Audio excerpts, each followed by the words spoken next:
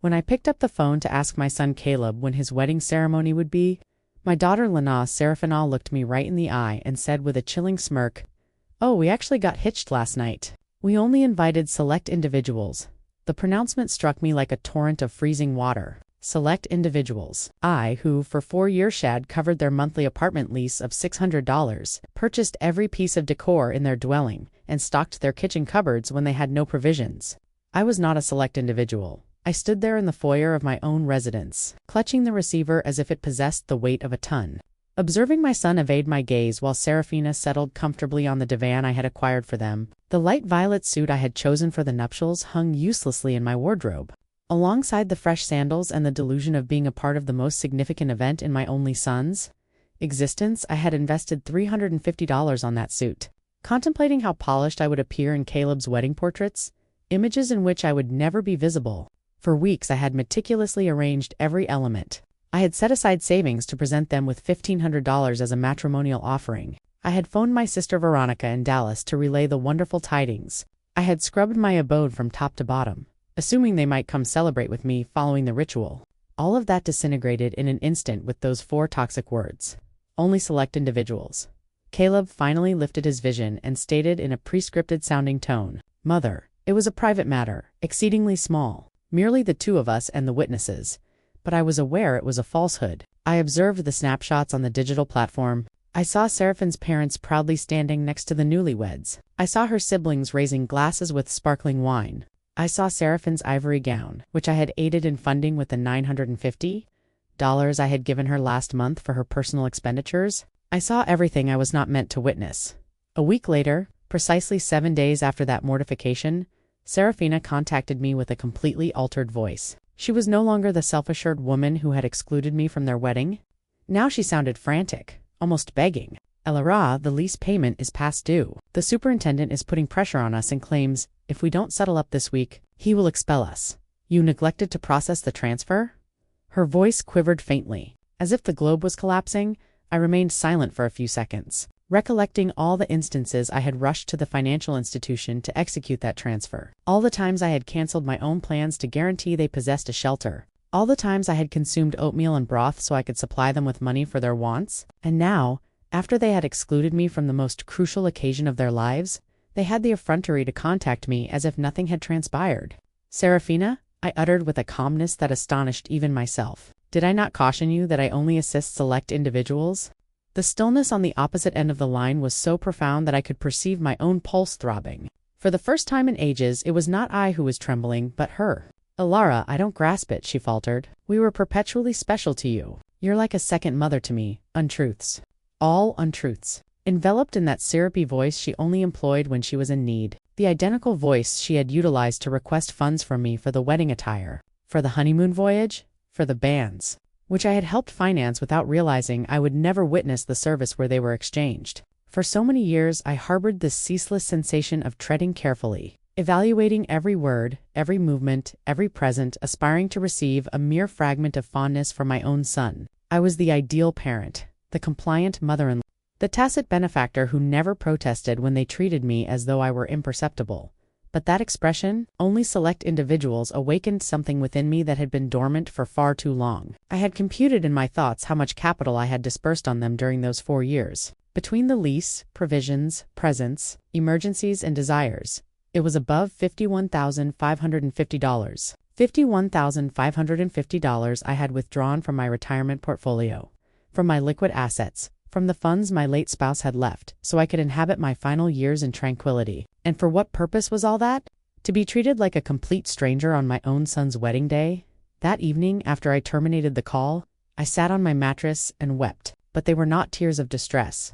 They were tears of rage, of accumulated exasperation, of years of quietly endured shame. I wept for all the occasions they made me sense that my devotion was an inconvenience, my existence a hindrance, my money the sole thing I possessed to proffer. I wept for the gullible parent I had been, for the woman who had misplaced herself, striving to be essential to those who deemed her disposable. When I awoke the ensuing morning, something inside me had transformed. It was not merely the ache of disloyalty. It was something profounder, colder. I rose and examined myself in the restroom mirror. the same fatigued eyes as perpetually, the same creases that narrated histories of years of imparting affection without receiving it in return. But there was something else in my expression, a sternness I did not recognize, a resolve that had been entombed beneath years of acquiescence. I proceeded to the kitchen area and brewed dark roast, as I had every morning for 42 years, but this time I did not contemplate phoning Caleb to inquire how he had rested. I did not inspect my device in anticipation of a message from him apologizing for the previous day's humiliation. For the first time in a protracted period, I was my own primary concern of the day.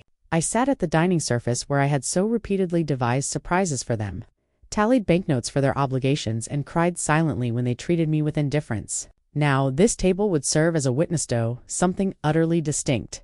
I pulled out my ledger, my financial statements, and began to conduct the calculations. I desired to view imprecise figures the magnitude of my own folly. Monthly lease of $600 multiplied by 48 months was $28,800. Provisions and necessities approximately $250,000 a month was another $12,000. Birthday presents, holiday presents, anniversary presents, at least $4,000. Seraphine's unexpected medical fees, $1,000. The appliance loan they never repaid for $3,500. The heating unit repair in their apartment, $750. The lounge area furnishings, $1,500, $51,550. That was the exact total of my philanthropy. $51,550 I had depleted from my spouse's bequest. From my pension fund, from the savings I had put away coin by coin for decades of honorable employment.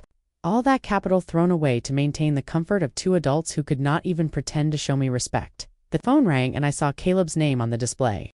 Typically, my heart would have thumped as I sprinted to answer, hoping he would finally apologize and clarify that everything had been a misunderstanding, but this time I let it vibrate once, twice, 3 times. Eventually it fell silent and I proceeded with sipping my coffee as if nothing had occurred. 10 minutes later it chimed once more. This time it was Seraphina. I allowed it to ring too. Then, a text communication error from Caleb. Mother, kindly respond. We must speak. I erased the message without replying. At 2 in the afternoon, I decided to take a stroll. I hadn't done that in months without a specific objective, without an errand linked to them. It was consistently the financial institution for transfers, the market to purchase them something they required, the pharmacy for Seraphine's med. Today, I walked simply because I wished to. I walked past the public garden where I had frequently taken Caleb as a youngster. I recalled that tender boy who embraced me tightly and proclaimed I was the finest mother in the world. When had he transformed into this man who regarded me like an automated cash dispenser with emotions? When did I begin to confuse affection with finance? When did I start to believe I had to purchase my own son's devotion? At the financial institution where I had so often made scheduled transfers, I paused in front of the entrance. The branch manager, Mr. Thorne, saw me through the glass panel and waved. I had known him for years. He had processed every one of my transfers to Caleb and Seraphina. He had watched my account balance diminish month after month to inflate theirs. I went inside and walked directly to his private chamber. Mr. Thorne, I informed him, I need to terminate the recurring transfers I have established. He looked at me with surprise. For 4 years, these transfers had been as predictable as the arrival of daylight. Are you certain, Mrs. Ilara? Did some unfortunate incident occur? His solicitude was genuine, more sincere than any concern Caleb had exhibited for me in recent months. What occurred is that I finally opened my vision. I replied, I wish to cancel everything, and I also require guidance on how to safeguard my accounts. I do not want anyone else to possess access to my funds. While Mr. Thorne processed the cancellations, my phone did not cease ringing. Caleb, Seraphina, Caleb again. It was as if they had developed a detector to sense when their source of revenue was in jeopardy. I switched the phone completely off. Mrs. Ilara, Mr. Thorne said as he handed me the documentation, I ask your pardon for my intrusion, but throughout these years, I have observed you to be very generous with your kinship. I hope you are not being coerced to enact these amendments. His words moved me profoundly. This man who barely knew me beyond financial dealings displayed more authentic worry for my well-being than my own son. I am not being coerced, Mr. Thorne, I asserted. On the contrary, I have finally ceased coercing myself when I exited the financial institution. I felt unusually light, as if I had deposited a colossal burden in that office. For the first time in years, my capital was entirely my own. I held no fiscal obligations to individuals who viewed me as a resource rather than a person. I returned home and pondered all the things I had not done to appease Caleb and Seraphina. The vacations I hadn't taken to accumulate money for them. The acquaintances I no longer socialized with because I was perpetually available for their emergencies. The pastimes I had abandoned because every dollar I spent on myself was $1 less for their requirements. When I arrived at my residence, I discovered 3 automobiles parked in front of my entrance: Caleb's, Seraphine's, and one I did not recognize. I could perceive activity inside my house through the window pane. My vitality ran cold. They possessed spare keys. I had entrusted them with keys because I believed in them, because I thought they would one day tend to me just as I had tended to them. I inhaled deeply before unlocking the door. It was time for the first genuine confrontation of my new existence. I opened the door to my house and witnessed a scene I shall never forget. Caleb was seated on my sofa, his head buried in his hands. Seraphina was pacing back and forth like an enclosed creature, and an elderly gentleman I did not know was inspecting documents on my dining table. My papers. My private documents? What is transpiring here? I inquired in a voice that sounded louder than I had anticipated. All 3 of them looked at me as if I were the interloper in my own home. Seraphina was the first to speak, and her voice carried that desperate urgency I had already detected on the phone. "Ilara, thank the heavens you are here. We must converse. Mr. Fisher is from the legal firm we consulted regarding your situation." My situation. The query exited my mouth with a calmness that astonished me. What situation? I am functioning perfectly fine. Caleb finally lifted his head and gazed at me with those eyes that once belonged to an innocent boy and now only mirrored financial panic. "Mother, we went to the financial institution, and they informed us you revoked all the transfers. Mr. Thorne clarified that you also restricted our entry to your accounts. We do not comprehend why you did that." Double quote, Mr. Fisher. A man in his late 50s in a charcoal suit and a smile that failed to inspire confidence approached me with an extended hand. "Mrs. Ilara, I am Dr. Fisher, a family law counselor. Your children are concerned about your mental well-being and have requested me to evaluate the circumstances." I did not accept his handshake. Instead, I went directly to my dining table and retrieved all my documents that he had been examining without my authorization. "These are my private papers. You possess no justification to scrutinize them without my explicit consent, Mother." Caleb interjected with that patronizing voice he had perfected in recent years. "We are worried about you. Your conduct has been very erratic lately. Firstly, you financially isolated us without an explanation. Then, you do not respond to our calls. We believe you might require professional intervention." Seraphina approached and attempted to grasp my hand with that fabricated tenderness she reserved for moments when she needed something. "Ilara, darling, we recognize you're under a great deal of strain. Perhaps the isolation is impacting you more than you realize. At your advanced age, episodes of disorientation are common." The word disorientation echoed in my head like an emergency signal. Now I grasped why they had brought the lawyer. It wasn't about aiding me. It was about declaring me mentally unfit and seizing authority over my finances. The same woman who had informed me they only invited select individuals to their wedding was now treating me like a feeble elderly woman. "I am not disoriented," I declared with a steadfastness that silenced everyone. "I am more lucid than I have been in years, and you are going to vacate my home immediately." Mr. Fisher intervened with that professional cadence lawyers utilize when they wish to sound reasonable. "Mrs. Ilara, I comprehend you feel overwhelmed, but your children possess the right to intervene if they believe your capacity to make financial judgments is impaired. They have documented several disturbing behaviors." Disturbing behaviors. The laugh that escaped my throat was rasping, almost cruel. "Like what?" "Deciding that my money belongs to me? Deciding to no longer finance the lives of 2 adults who treat me like refuse?" Seraphina leaped up as if I had struck her. "We never treated you poorly. You are a part of our kinship. Everything you possess will belong to us eventually. We are merely accelerating the process." There it was, the undisguised, crude reality. Everything I held would one day become theirs. In their minds, I was already deceased, and they were just claiming their inheritance ahead of schedule. It mattered not whether I had 80 years or 80 days remaining. To them, I was just an automated teller machine with limbs that had become uncooperative. "Out," I commanded, pointing toward the exit. "All 3 of you must leave my house." Caleb stood up with that furious, childlike expression he adopted when he didn't get his way. "Mother, we cannot simply depart. We have commitments. The lease, the automobile payments, the credit card you co-signed for. You cannot simply sever our support from one day to the next. I can't." My voice ascended for the first time in the entire dialogue. "Who claims I can't? For years, I have paid the lease that wasn't even in my designation. I stocked a refrigerator in a dwelling where I was not welcomed. I funded an existence that clearly held no space for me." Mr. Fisher retrieved a folder from his briefcase and placed it on my table. "Mrs. Ilara, we have prepared some paperwork that could facilitate this transition." A power of attorney that would permit Caleb and Serafina to manage your finances more efficiently. This would just be temporary until you feel better. I took the folder and, without even opening it, hurled it directly into the waste receptacle. The only transition that is going to occur here is yours to the exit door.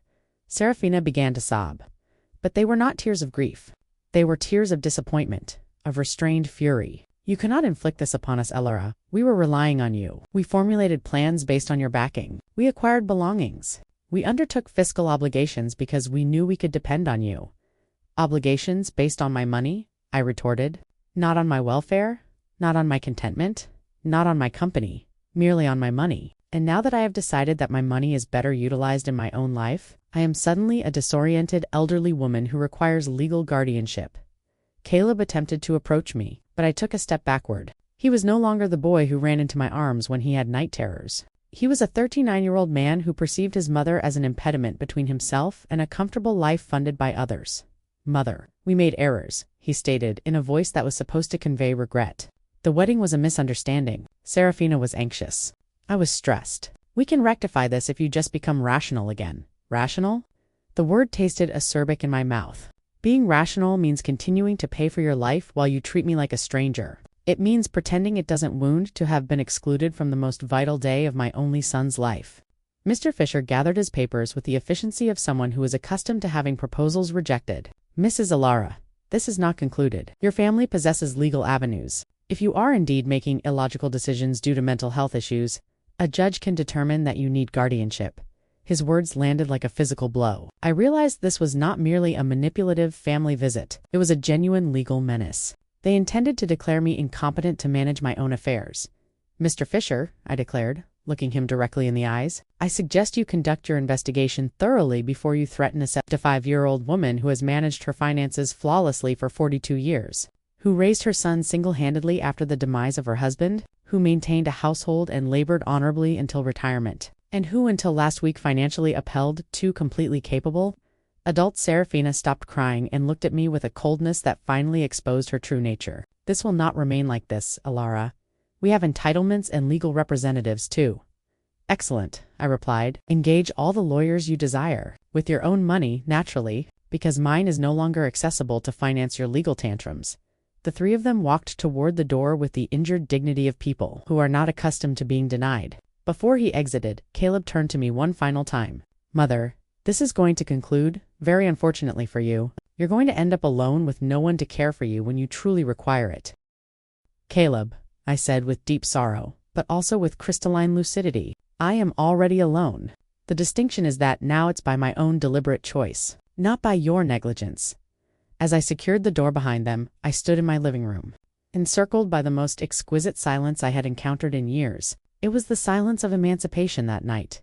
I couldn't sleep, but not out of sadness or remorse, but out of adrenaline from having reclaimed dominion over my own existence. I lay conscious in my bed, formulating my subsequent steps like a field marshal preparing for a conflict. If Caleb and Serafina desired a skirmish, I would furnish them with a war, but it would be a war I would conduct with acumen, not with sentiment. At 6 a.m, I was already attired and prepared to depart.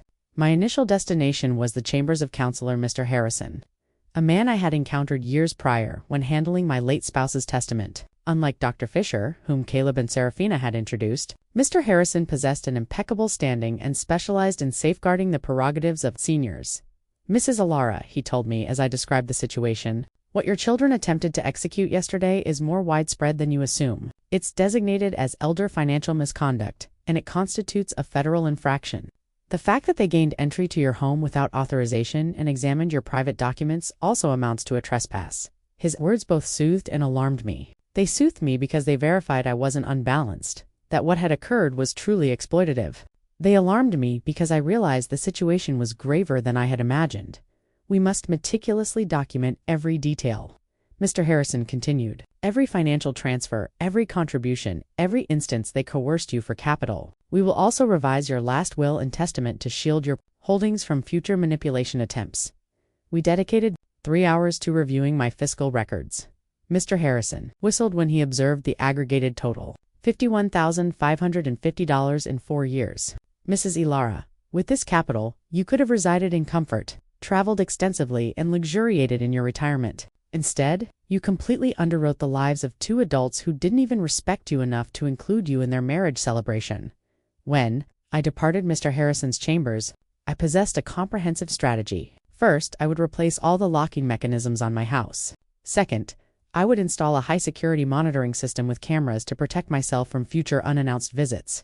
Third, I would open a new account at a different financial institution where they had no affiliations. And fourth, I would commence living the life I had indefinitely deferred. My subsequent stop was the Building Supply Emporium. The proprietor, Mr. Jensen, had been acquainted with me for years because I was perpetually acquiring materials to fix Caleb and Seraphine's rental unit. This time felt distinct. "Mrs. Ilara, what brings you here today? Another emergency regarding your son?" he inquired with the familiarity of an individual who had silently observed my squandered magnanimity. "No, Mr. Jensen. This time, it is for my own residence," I stated. "I require every single lock on my home to be changed, and I want them to be of the highest available standard." He looked at me astonished, but posed no further queries. While I was selecting the locks, his son Ethan, who specialized in installing security setups, approached. It was fortuitous intervention in motion. "Ethan," I told him, "I also require the installation of surveillance cameras, the entire advanced package. The cost is not a consideration." While they were making arrangements for the installation the following day, I received a communication from an unlisted number. It was Serafina, using someone else's device because I had restricted her number after the previous day's confrontation. "Ilara, it is Serafina. Please do not disconnect the line. We need to converse like civilized adults. Speak," I responded curtly.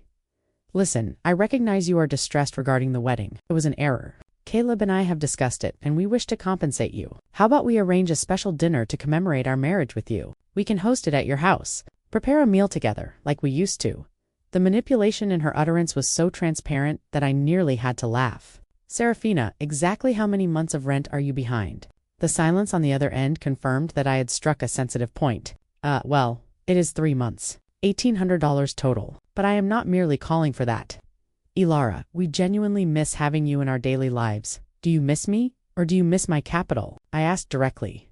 "Both," she replied with a shocking burst of candor. "Ilara, I won't deceive you. Yes, we require your fiscal support, but we also care for you. You are important to us."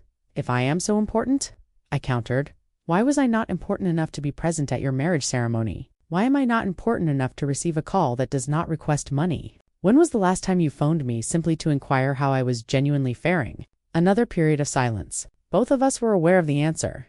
"Never, Serafina. I am only going to articulate this to you once," I continued. "For 4 years, you have regarded me as an automated teller machine with sentiments. You exploited me. You disregarded me. You humiliated me. And finally, you denigrated me in the most egregious manner possible. Now that the money is dwindling, you suddenly discover you love me, Ilara. Please." I interrupted her. "There is no please. You made your ultimate decision when you concluded I was not select enough to attend your wedding. Now I am making mine." I terminated the call and deactivated the phone completely. I desired no further interruptions on my day of personal liberation. That afternoon, I visited the hairdressing establishment I hadn't frequented in over a year. I perpetually canceled my appointments because Caleb or Serafina urgently required something, or because the money I had allocated for myself became an emergency fund for them. Mrs. L. My favorite hair artist, Cynthia, called out, "What an astonishing sight. I believed you had completely forgotten about us." I did not forget you, Cynthia. I simply forgot that I also deserved to be indulged. I treated myself to the complete pampering service.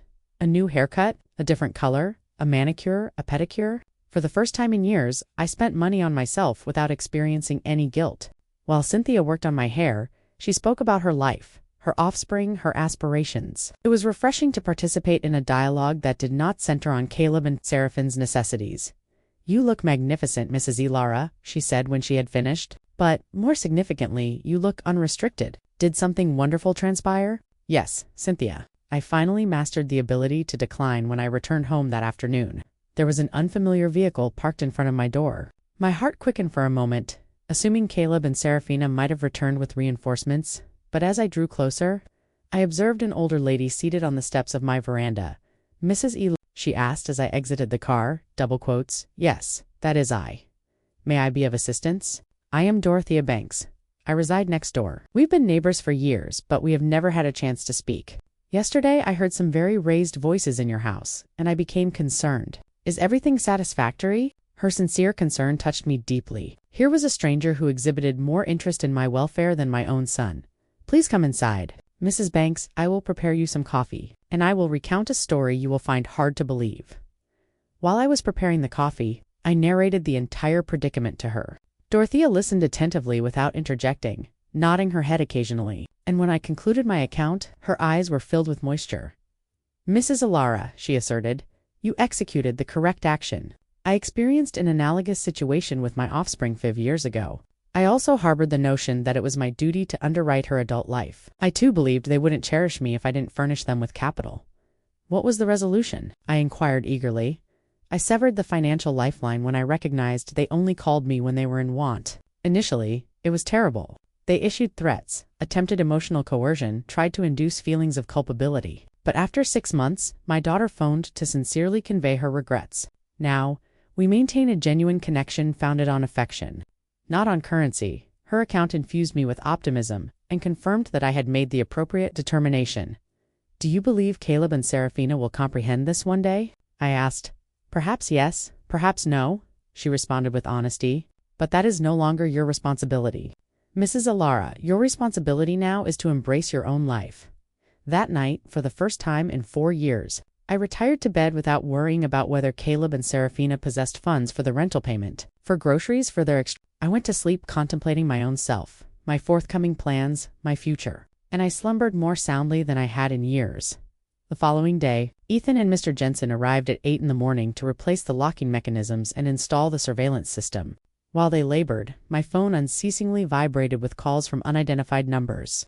Serafina was still attempting to reach me from different devices, but I had cultivated a new proficiency, completely disregarding calls that did not align with my well-being. Mrs. Alara, Ethan stated as he installed the cameras, this system will afford you absolute tranquility. You can view from your device who is approaching your residence even when you are not physically present. And if someone attempts to unauthorized entry, an alert is automatically dispatched to the authorities. The irony was not lost on me. I was installing a security apparatus to safeguard myself from my own son, but it no longer inflicted the pain it once did. It was merely a practical maneuver to uphold my newly acquired serenity. While they were occupied, I decided to execute something I had postponed for years: contact my sister Veronica in Dallas. We had lost consistent contact because every time we spoke, I would detail Caleb and Seraphine's supposed achievements, how much capital I had spent on them, and how proud I was to be able to assist them. I now grasped that our conversations had morphed into fiscal reports disguised as familial news. Veronica answered, sounding surprised. Sister, how are you? We haven't communicated in months. I am. Well, Veronica? Better than well. I am calling you to inform you that I have finally regained my senses. I recounted the entire saga from the beginning, the secret nuptial, the indignity, the visit with the counselor, my firm decision to cease the funding. Veronica listened to me in total silence, and when I concluded, her response astonished me. Alara, sister, it was long overdue. Every time we spoke, it shattered my heart to hear you boast about the sheer amount of money you gave them, as if devotion could be quantified in dollars. I yearned to tell you something, but I was unsure of how to articulate it. What did you want to tell me? That Caleb never spoke affectionately about you when I saw him at family gatherings. It was invariably my mother assisted me with this or my mother acquired that for me. But never, I miss my mother or I love my mother. It was as if you were a service supplier, not a person. Her words were painful, but it was a necessary hurt. Similar to when a doctor cleans an infected wound, it stings, but it is integral to the recovery process. You know what else I observed? Veronica continued. Serafina always referred to you in the future conditional tense. When Alara is no longer here, we can renovate her dwelling, or, when we inherit, we will invest in the venture. As if they were anticipating your passing to truly commence living. This revelation struck me like a torrent of freezing water. They didn't just perceive me as an ATM. They viewed me as a temporary barrier between them and their fortune. While I was striving to make them happy, they were methodically planning their future without my involvement. After conversing with Veronica, I sat in my kitchen assimilating all this intelligence. Years of marriage to a man who genuinely cherished me. 39 years of rearing my son alone after my husband's death. And for years of underwriting 2 adults who saw me as a $51,550 impediment. The doorbell chimed, and on the new cameras, I saw it was Dorothea with a mug in her grasp. I opened the door, and she extended a cup of freshly brewed coffee to me. I thought you might appreciate some companionship after everything you disclosed to me yesterday. she said with that sincere grin I had already learned to appreciate. We seated ourselves in my living room, and Dorothea shared further details from her own journey. My daughter uttered the exact same expressions to me that Serafina says to you. You're like a second mother to me. We're special to you. Everything will be ours eventually anyway. Those are calculated phrases. Mrs. E. Lara, they acquire them from the Emotional Manipulation Manual. Do you believe such a manual truly exists? I asked, half-jokingly. Not officially, but it appears everyone reads from the identical script. Chapter 1 is, Make her feel indispensable. Chapter 2 is, Fabricate perpetual financial crises. Chapter 3 is, When she resists. Challenge her mental capacity. We shared a laugh, but it was a bitter chuckle. It was both amusing and distressing to identify such foreseeable patterns in the behavior of our own children. Did you ever feel a sense of guilt for withdrawing the financial support? I inquired of Dorothea. Every single day for the initial 4 months, she responded with frankness. But then, I began to observe the consequences. My daughter was compelled to secure a second occupation. Her spouse ceased playing golf every weekend and started seeking additional employment. They learned to exist within their means. And more crucially, they learned that I was a person, not a disposable commodity. That afternoon, I decided to do something I had postponed for years. Visit my late husband's gravesite. I always invented excuses not to go, because Caleb or Serafina required something urgent, or because the taxi fare was better invested in one of their emergency needs. The cemetery was placid and beautiful. Robert's headstone appeared somewhat neglected because I hadn't been there to clean it in months. I sat on the grass beside his marker and conversed with him as if he were still alive. Robert, my dear love, I think I was lost for a little while. After you departed, I directed all my energy into Caleb. I yearned to be the most exceptional mother imaginable, thinking that somehow he would compensate for growing up without a father, but I believe in the process. I neglected to be myself. The wind blew softly, and for a moment, I felt as though he was hearing my words. Our son has transformed into someone I do not recognize. Or perhaps he was always this way and I chose not to see it. His wife is, well, you are aware of her nature. The capital you entrusted to me to live peacefully, I expended it caring for them. But no longer. My love. I have learned my lesson. I cleaned his gravesite, replaced the wilting blooms with fresh ones, and remained there for another hour, simply indulging in the tranquility. For the first time in years, I was not in a rush to return home to mitigate a crisis for Caleb and Serafina when I got home. There were 3 automobiles parked in front of my door again. My heart raced, but this time I was prepared. The cameras showed me that it was Caleb, Serafina, and 2 other people I didn't recognize. Everyone seemed agitated, talking to each other and pointing at my house. I didn't get out of the car. Instead, I called Mr. Harrison, my lawyer. Mr. Harrison, they are at my house again. This time they've brought more people. What should I do? Don't get out of the car, Mrs. Alara. I'll be there right away, and I'll call the police. After our conversation yesterday, I requested a temporary restraining order. They are not allowed to be on your property. Minutes later, Mr. Harrison and 2 police patrol cars arrived. I watched the officers talk to Caleb and Serafina, saw my son gesticulate angrily, saw Serafina crying again, but this time her tears did not move me. One of the officers approached my car. Ma'am, you can get out safely. Your visitors are going to leave immediately. As I got out of the car, Caleb shouted at me from the street. Mother, this is ridiculous. We're your family. You can't call the police on your own son, Caleb, I replied with a calm that surprised even me. Family doesn't threaten lawsuits for mental incompetence. Family doesn't break into people's homes without permission. Family doesn't treat their mothers like ATMs. Serafina screamed from across the street. You're going to pay us everything you owe us. We have bills you co-signed for. You can't just abandon us like this, Mr. Harrison interjected. Mrs. Brooks, any future communication must be through my office, and I suggest you consult with an attorney before making collection threats because my client has full documentation. Of all the payments she voluntarily made for 4 years, I watched them drive away in their cars, defeated but not giving up. I knew this wasn't over, but for the first time in this situation, I felt confident. I had professional help. I had emotional support from Dorothea, and more importantly, I had mental clarity about what was right and what was wrong.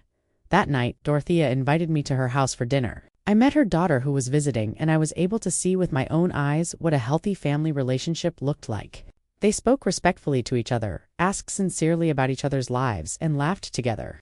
The daughter didn't ask for money once the entire evening. I wanted that with Caleb, too. I confessed to Dorothea after her daughter had left. And maybe you'll get it one day, she replied. But first, he has to learn that you are a person who deserves respect, not just a source of income. For the first time in weeks, I went to bed feeling hopeful about the future. The next few days were strangely peaceful. The surveillance cameras showed me that Caleb and Serafina were driving past my house several times a day. Sometimes slowly, sometimes they parked for a few minutes, but without getting out. It was as if they were studying my routine, looking for the perfect moment for their next move. Mr. Harrison had advised me to document every one of these visits, so I kept a detailed log with the date and time. Their persistence will work in our favor, he had said. Every time they show up after we've told them not to approach, it strengthens our case for a permanent restraining order. On Friday morning, I was calmly having breakfast when the doorbell rang. The camera showed me a very well-dressed young woman with a folder in her hands and a professional smile. I didn't recognize her, but something about her posture told me it was not a social visit. "Good morning, Mrs. Elara Brooks," she said as I opened the door. "I am a social investigator from the Office of Senior Services. We have received a report that you may be in an at-risk situation and we need to conduct a wellness check." My blood ran cold. Caleb and Serafina had escalated the situation. It was no longer just threats from private lawyers. Now they had involved the government. "Can I see your ID?" I asked, trying to stay calm. Of course, she showed me an official ID that looked genuine. "I am social worker Mrs. Green. Can I come in and talk to you?" I let her in, knowing that a refusal would have been worse for my case.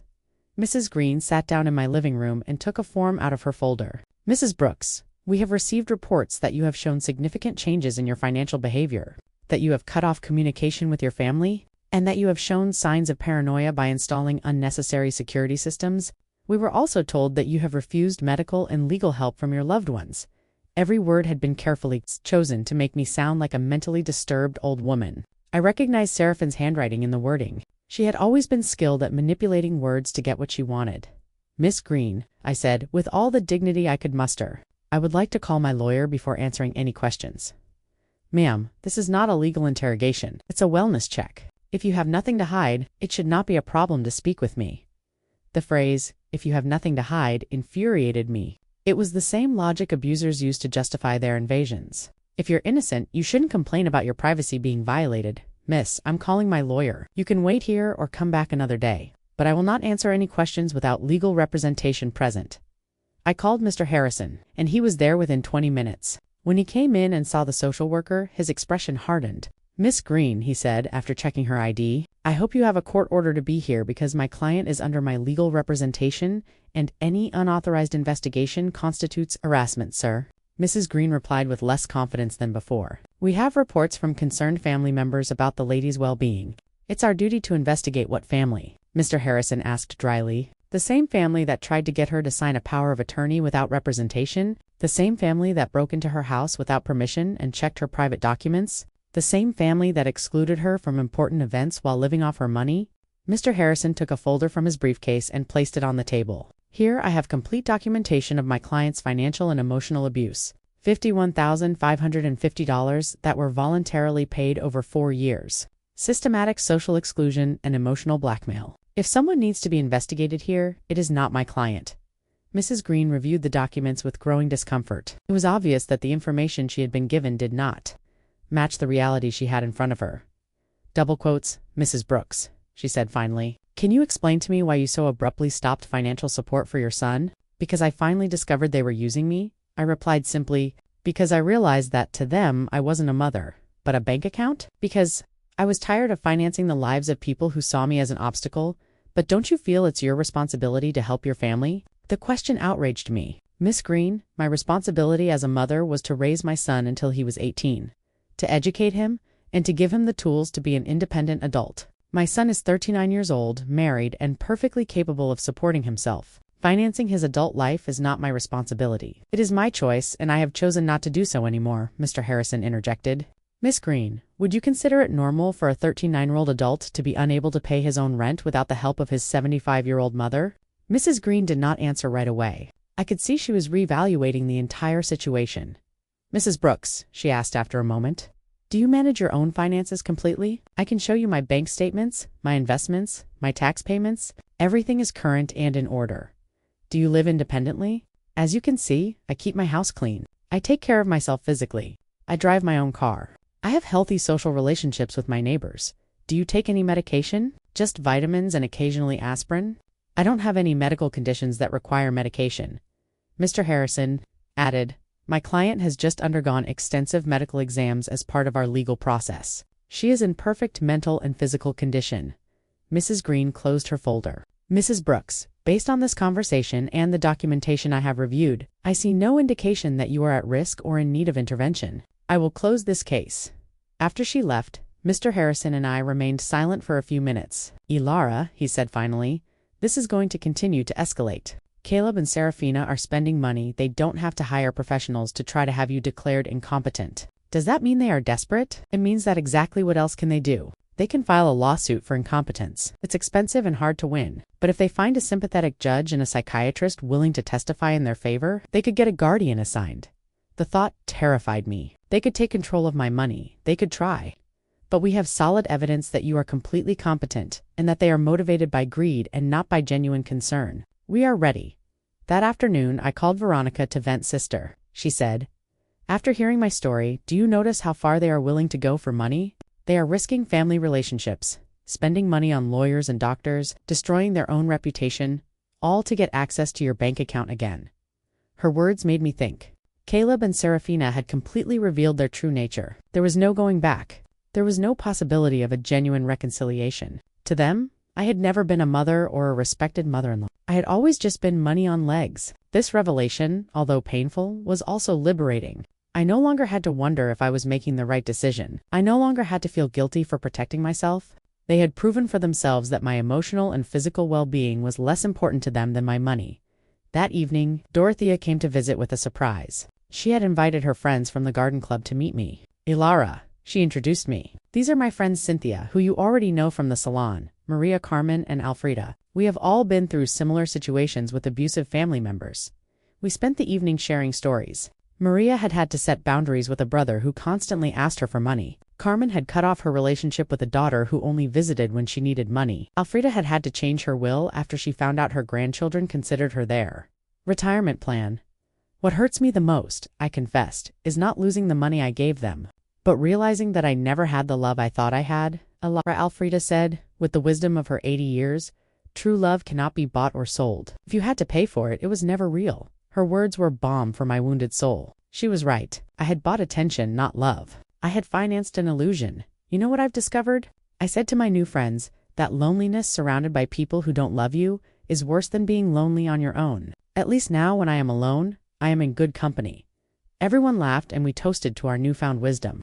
That night, after my new friends had left, I sat in my garden thinking, the stars shone brighter than ever, or perhaps I was seeing them with clearer eyes. For the first time in my adult life, I was completely alone financially. I had no dependents, no financial obligations to anyone but myself. And instead of scaring me, this reality excited me. I could travel when I wanted. I could remodel my house. I could buy myself nice clothes. I could donate to charities that were important to me. I could invest in my own future instead of financing the present of ungrateful people. Freedom tasted like hope. And for the first time in years, I wanted to plan my future. A month after the social worker's visit, I thought I had finally won the war. I had settled into a beautiful routine. I calmly had breakfast and read the newspaper. I tended to my garden, had lunch with Dorothea or one of my new friends, and in the afternoons I devoted myself to activities I had given up for years. I had started painting again, something I was passionate about before I became Caleb and Seraphine's personal financier. But on a Thursday morning, while I was painting flowers on my new easel, Mr. Harrison came to my house with a grim expression that made my blood run cold. Ilara, we need to talk. Caleb and Serafina have filed a formal lawsuit for mental incompetence in family court. They are requesting to have a legal guardian assigned to you. The words fell on me like stones. I knew it was a possibility, but hearing it out loud made it terrifyingly real. Does that mean they can take control of my money? If a judge determines that you are unable to manage your affairs, yes, he could place Caleb as your legal guardian, which would give him full control over your finances. I sat down heavily on my sofa, feeling the weight of the deepest betrayal I had experienced in my life. My own son was trying to legally declare me incompetent to steal my money. Mr. Harrison, what evidence could they have? You yourself have seen that I am completely competent. They have statements from 3 witnesses who claim you have behaved erratically. They also submitted unpaid doctor's bills that you supposedly didn't pay and medications that you supposedly hoarded without taking them. But that's a lie. I don't have any outstanding doctor's bills or hoarded medications. I know, Ilara, but they have fabricated convincing evidence. They also have the statement from Dr. Miller, who states that you refuse to cooperate with a psychiatric evaluation, which they interpret as proof of mental decline. The manipulation was diabolical. They had turned my refusal to undergo an unnecessary exam into proof of a mental illness. They had used my instinct to protect myself from them as proof that I needed protection. Who are the three witnesses? Mr. Harrison looked through his documents. Serafina, of course, a neighbor named Mr. Davis, and someone who claims to be your pharmacist, Mr. Green.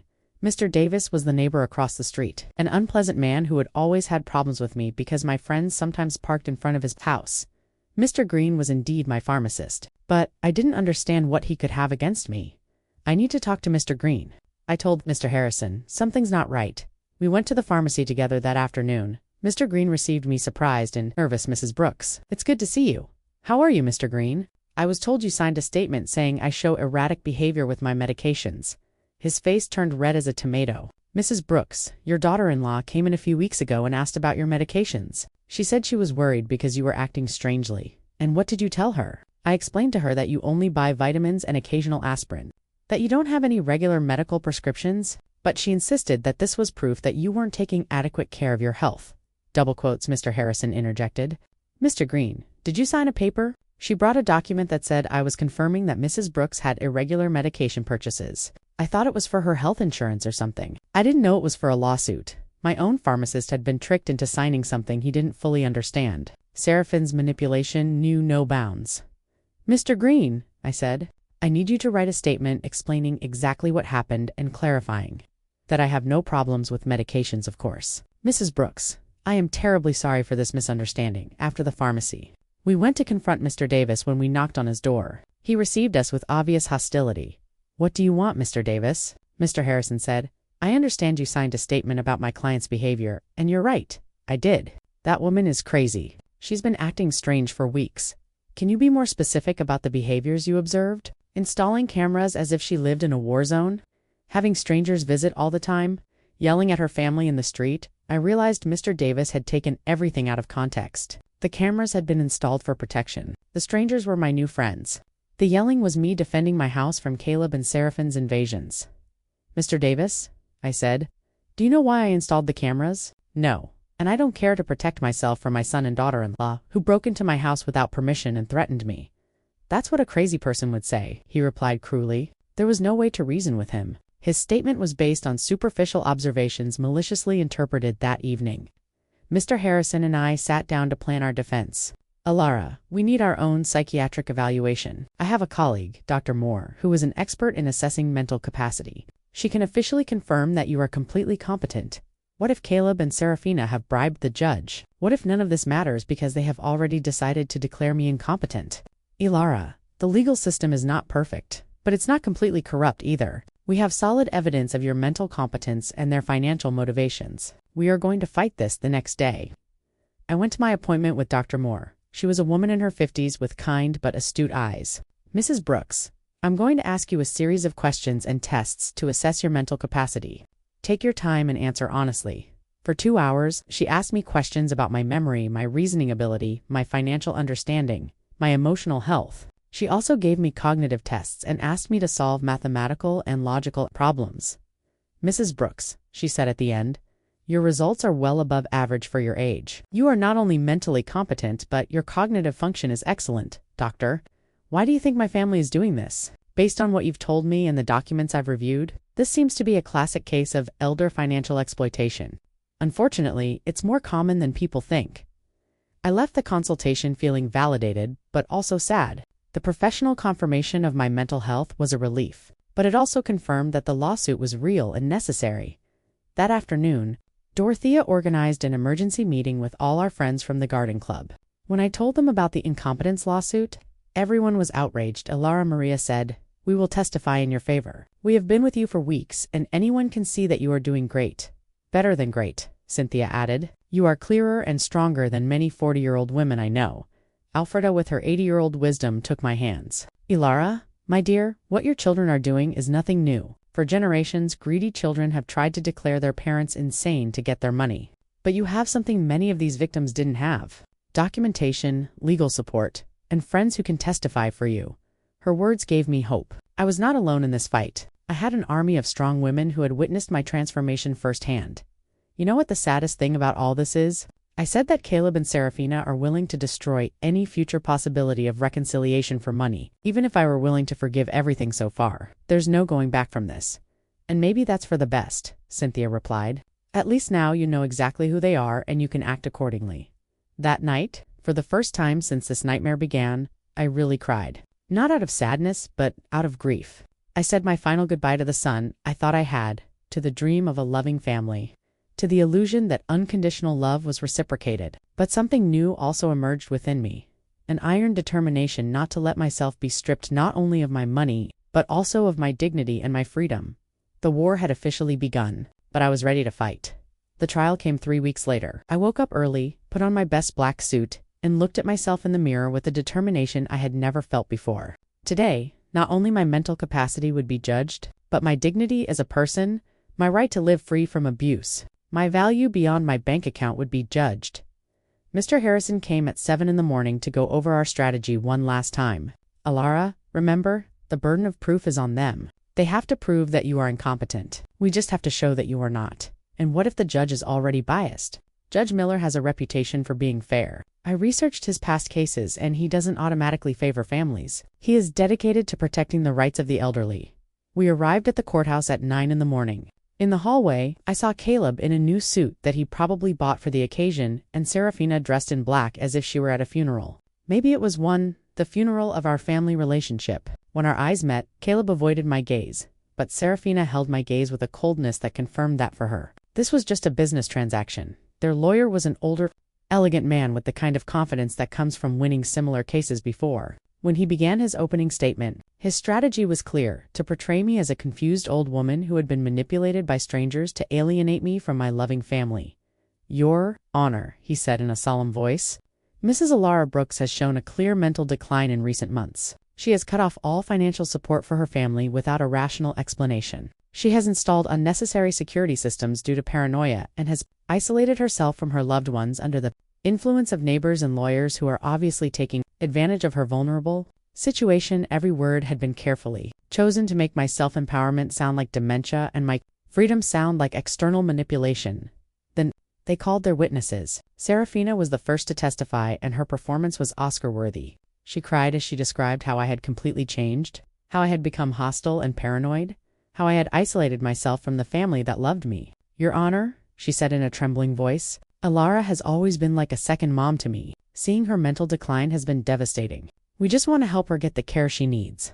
Lies wrapped in convincing tears. When Mr. Harrison cross-examined her, the cracks in her story began to become visible. Mrs. Schuster, can you tell the court when was the last time you called my client without asking for money? Serafina stammered. Well, we always talked about many things. Can you give me a specific date? I don't remember exact dates. Is it true that you and your husband got married without inviting my client? It was a very small ceremony. Is it true that when my client asked about the wedding, you told her that you had only invited special people? Seraphine's face turned red. Those words were taken out of context. What would be the right context to tell your mother-in-law that she is not a special person? She couldn't answer convincingly. Caleb was next. Seeing him on the witness stand, swearing to tell the truth while preparing to lie about my mental health was one of the most painful moments of my life. This was the boy I had raised alone, the one I had dedicated my entire life to. My mom has always been very generous with us, he testified, but lately, she has become erratic and irrational. We believe she is being manipulated by people who are taking advantage of her. When Mr. Harrison cross-examined him, the mask fell completely. Mr. Richter, how much money have you received from your mother in the last 4 years? I don't know the exact amount.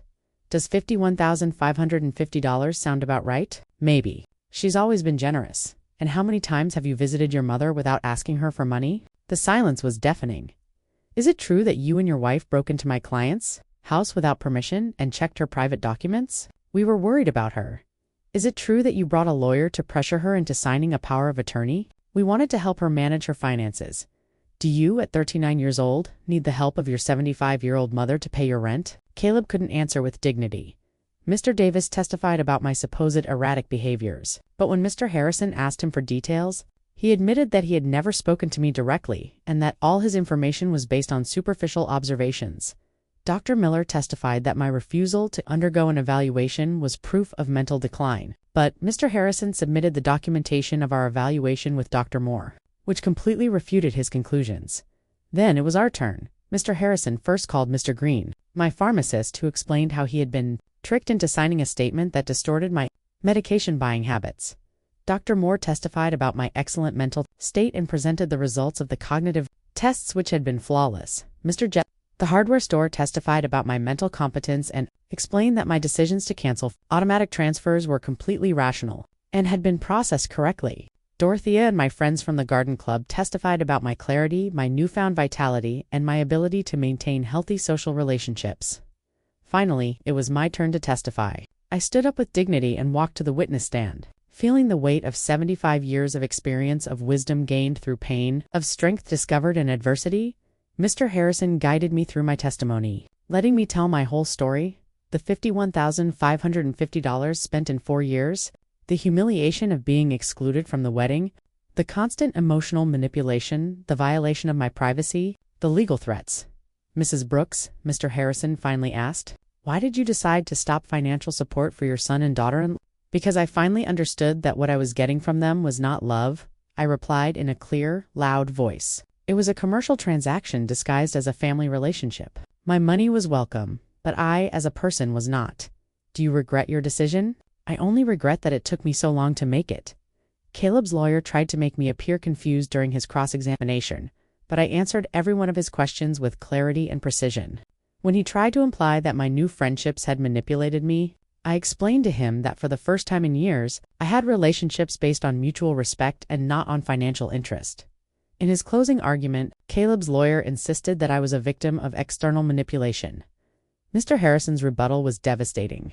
"Your Honor, what we have seen here is not the case of an incompetent old woman, but that of a woman who has finally found the strength to free herself from years of financial and emotional abuse. The plaintiffs have presented no real medical evidence of mental incompetence. What they have presented is frustration because their source of income has decided to exercise her legal and moral right to protect her own resources." Judge Miller retired too, deliberate for 2 hours that felt like 2 years. When he came back, his expression was serious but clear. After reviewing all the evidence presented, he began, "It is obvious to this court that Mrs. Ellara Brooks is in full possession of her mental faculties. Professional psychiatric evaluations confirm her cognitive competence. Her financial decisions, as painful as they may be for her family, are completely rational and within her rights." My heart began to beat faster. "Furthermore," the judge continued, "the evidence suggests that this lawsuit is motivated by financial interest, rather than by genuine concern for Mrs. Brooks's well-being. The court completely denies the request for guardianship.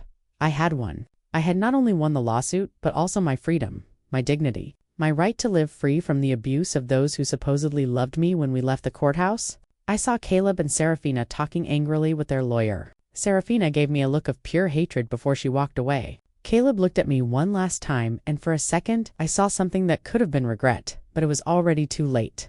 That night, Dorothea organized a celebration at my house with all our friends. We toasted to justice, to freedom, to the sisterhood of strong women who support each other. Ellara, Alfreda, told me, "Today, you didn't just win a trial. You won back your life." She was right. For the first time in years, the future was completely mine. I could travel. I could love. I could create. I could live without fear, without guilt, without manipulation. 3 months later, I sold my house and moved to a beautiful apartment near the city center. I donated half of my money to organizations that protect the elderly from family abuse. With the other half, I began to live the life I had always wanted. I traveled through Europe, took art classes, and joined volunteer groups. I never heard from Caleb and Serafina again. I heard from others that they had to move to a smaller apartment and that Serafina had found a job for the first time in years. Perhaps the adversity would teach them what my generosity never could: the value of honest work and independence. Some nights when I look at the stars from my new balcony, I think about the woman I was a year ago, fearful, manipulated, believing I had to buy love. That woman is dead. And in her place, someone has been born who has understood a fundamental truth. True love never has a price, and freedom is never too expensive. My name is Ellara. I am 75 years old, and I have finally learned that the most important person I have to love and protect is myself. If you liked my story, you can support me by making a donation so I can write more stories. Thank you in advance. And you, what would you do in this person's place? I would love to hear your opinion, so please share it with me in the comments. I'm always curious about what you all think, and also write me where you heard this story. For more life stories like this, like the video and subscribe to my channel. There are many other stories waiting for you. With heartfelt greetings, until next time.